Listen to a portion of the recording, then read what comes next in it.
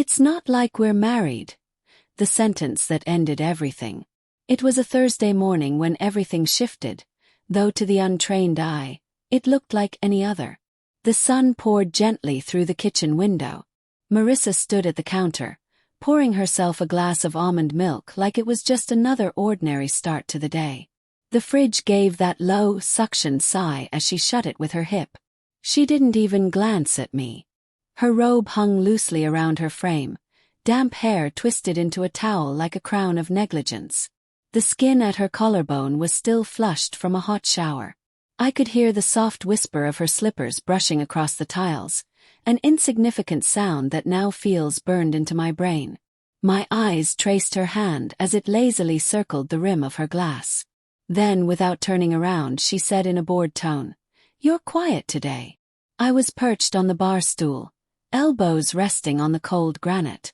Between us sat a stack of papers I hadn't planned on touching that day. The prenuptial agreement.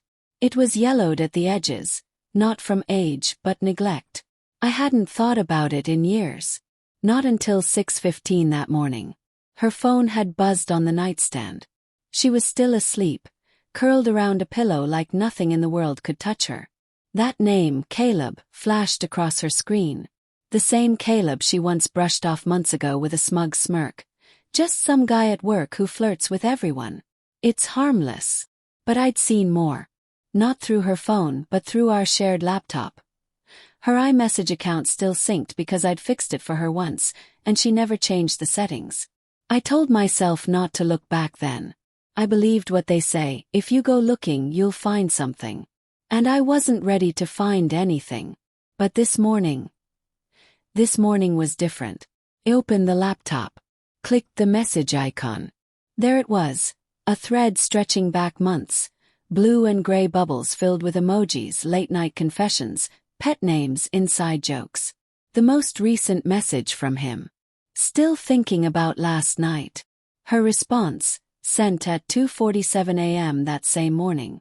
It's not like we're married. I sat back from the screen, staring at her peaceful face. That sentence, it tore through me. I could have handled the betrayal of her body. But this was a betrayal of the foundation. Of the promise. Of us. She walked into the kitchen a couple hours later like nothing had happened. And I pulled the prenup from the drawer like I was exhuming a corpse. She finally glanced down at the pages, raising an eyebrow. "What's this?" she asked. "Nothing," I replied, tapping the cover with one finger. She smirked like I'd left out a receipt or a to-do list. "You're not serious." I didn't reply. I just watched her. Not the way a husband looks at his wife, but the way a man looks at a stranger wearing the face of someone he once loved. She poured her almond milk, raised the glass to her lips. And then she said it again. "It's not like we're married." I flipped the prenup open, pointed to the signature at the bottom.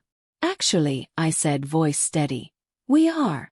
For the first time in weeks, her mouth stopped moving. The silence that followed wasn't empty. It was full. Sacred. Like the echo in a cathedral after the last note of a hymn. She blinked once. Then let out a nasal laugh. "You really went and dug that thing out. What is this divorce court now?" Still I said nothing. I wasn't here to argue. I was here to end something. She leaned on the counter like we were acting out a scene in some drama. "God, Liam," she sighed. "You're acting like one stupid message is the same as cheating. Grow up." My eyes narrowed. "That's what you think I saw." She froze. I spun the laptop around. Her words were on full display. "Caleb, you looked amazing in my hoodie last night. Being with you feels right. With Liam, it's just married life. Ever think about telling him?" "Telling him what?" "It's not like we're married." Her lips pulled tight. No more smugness. No more denial. "You went through my stuff," she deflected. I laughed bitterly. "That's what you're worried about right now." She folded her arms. Her robe slipped off one shoulder. She didn't fix it. "It's not that serious. Caleb and I, we're friends. Maybe I vented. Maybe I said stuff I shouldn't have. But you're not exactly innocent either." Innocent of what? I asked, voice quiet but sharp. Of loving you. Of paying the bills while you vented in someone else's bed. Of planting garden lights you never once thanked me for. She rolled her eyes. God, you always play the victim. That did it. You could have just left, I said. But she didn't. She dumped her glass into the sink and whispered without facing me. I don't regret it. The words sat in the air like poison. That night I slept in the guest room. The air in there was too still, too clean, like it had been waiting. I stared at the ceiling, numb. In the morning I didn't eat. Didn't shave. Didn't even change clothes. I sat on the couch until she came downstairs, dressed like she was going to war. Heels, curled hair, a new blouse I'd never seen. Not going to work, she asked. I'm taking the day. He paused at the door. Suit yourself. I waited until I heard the car leave. Then I made the call. Gordon and Fields Law. How may I help you? I need to speak with someone about a divorce. The consultation was scheduled for Thursday at 2 p.m. I saved it in my phone under a fake name, just in case. That night she returned home with takeout. I brought Thai, she said, like we still shared things. I didn't answer. She leaned against the counter. You want to talk? I called a lawyer, I said. She blinked. Loli. When? This morning. She dried her hands with mechanical precision. Okay. That's it. What do you want me to say? She snapped. That I'm sorry. I already told you I don't regret it. You also said we weren't married, I replied. So maybe this divorce won't mean much to you either. Don't twist it. You know what I meant. No.